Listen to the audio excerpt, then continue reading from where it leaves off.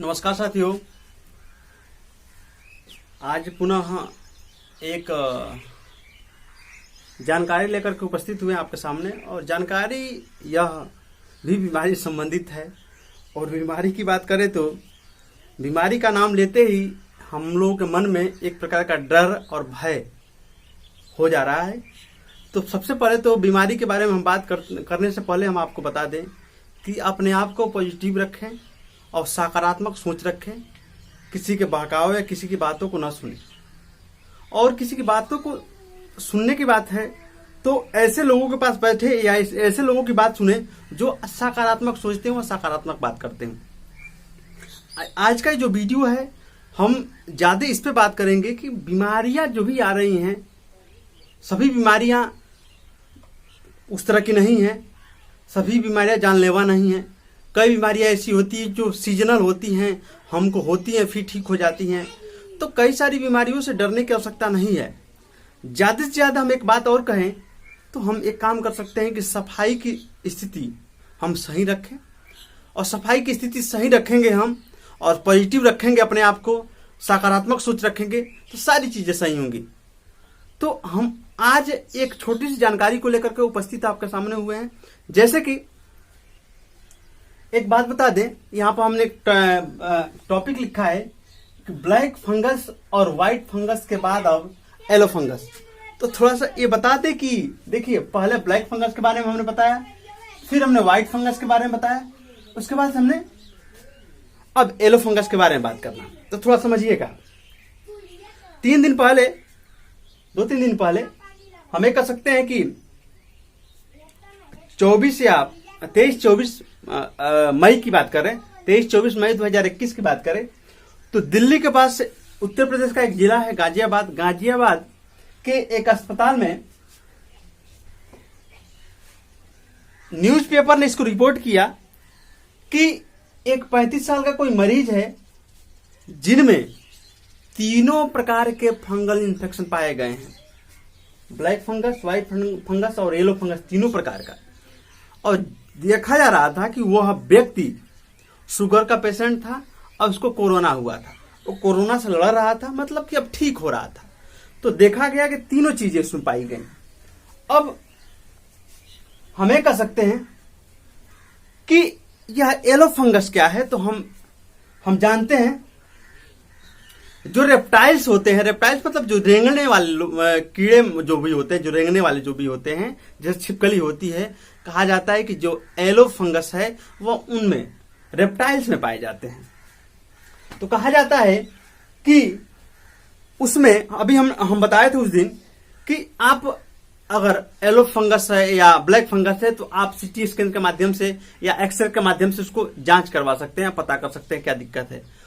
कहा जाता है कि उसमें उस व्यक्ति में सीटी स्कैन भी कराया गया तो उसमें कुछ नहीं निकला। तो उसके नेजल नाक में देखा गया तो इस तरह का कुछ पीला पदार्थ दिखा। तो पीला पदार्थ दिखा तो डॉक्टर ने इस चीज को नोटिस किया और बताया कि यह ब्लैक फंगस का एक प्रकार का रूप है। और यह ब्लैक फंगस नहीं, यह पीले येलो फंगस का एक रूप है। और येलो फंगस जो है कैसे होता है तो उन्होंने बताया कि कभी कभी घाव वगैरह होता है तो घाव में जब पस आते हैं, पस का मतलब होता है मवाद जब निकलता है, तो मवाद का जब रिसाव होता है तो इस तरह की स्थिति देखने को मिलती है। तो कहा जा सकता है कि इससे घबराने की स्थिति कुछ नहीं है, यह दैनिक जीवन में होता रहा है, इससे घबराने की आवश्यकता नहीं है।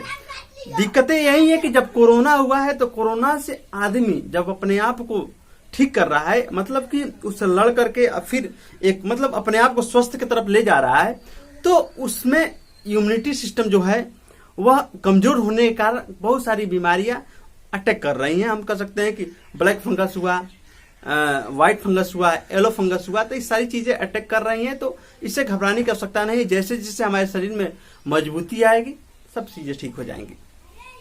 तो हमें कह सकते हैं कि स्वच्छता का ध्यान रखें। और कहा जा सकता है कि जो येलो फंगस है यह आपके फेफड़े में जाकर के मतलब जा सकता है, वहां पर इन्फेक्टेड कर रहा है। ज्यादा घबराने की आवश्यकता नहीं है। भारत में एक ही केस पहले मिला है जो गाजियाबाद में, अभी हमने बताया जो 35 वर्ष उम्र है उसका। अब देखिए, कहा जा सकता है, एक हम दवा का नाम ले रहे हैं कि दवा क्या कि कोरोना के मरीजों को दवा के साथ साथ एस्टेरॉयड नामक मतलब ये भी दिया जा रहा है। तो ये क्या होता है? तो जैसे आपको ऐसी दवाएं जो देने के बाद आपके शरीर में आपको ऊर्जा समझ में आए। ऊर्जा समझ में आए क्या? जैसे हम कह सकते हैं कि हम खाते हैं कुछ दवाई लेते हैं, जैसे उसका नाम है क्या, रिवाइटल वगैरह करके। तो रिवाइटल वगैरह लेते हैं, तो रिवाइटल लेते ही समझ में आता है कि हमारे शरीर में ऊर्जा है। तो कोरोना के मरीजों को कोरोना से लड़ने के लिए ज्यादा से ज्यादा ऊर्जा की आवश्यकता है। तो इसके लिए उसको एस्टेरॉयड दिया जा रहा है ताकि कोरोना से लड़े।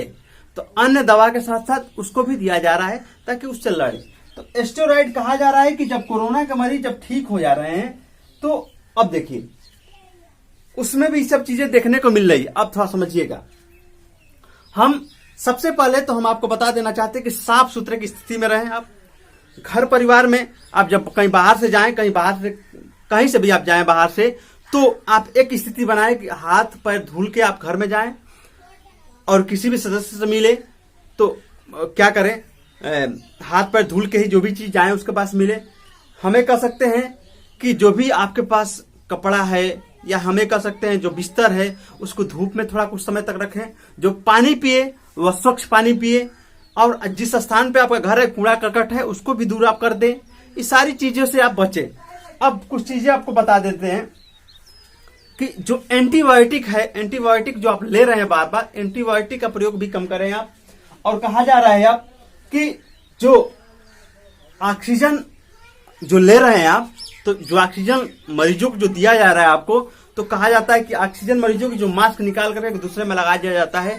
तो आप अगर वहां पे रहें तो इस चीज को बताएं कि अगर जैसे उतना समय रुका आदमी हुआ 2 मिनट रोक करके 2-4 मिनट उसको साफ कर लिया जाए, तब उस पर लगाया जाए। तो ये सब चीजों से हम बच सकते हैं। अब फंगल इन्फेक्शन बहुत बड़ी चीज कुछ नहीं है, ये हमेशा होता रहा है, क्योंकि हम जानते हैं कि हमारे घरों में मैक्सिमम ये मिलता है। तो हम इस चीज को बताने का हमने प्रयास किया। हम एक चीज और बताना चाहते हैं आपके सामने कि आप साफ सफाई से ज्यादा बचें। वीडियो देखने के लिए धन्यवाद।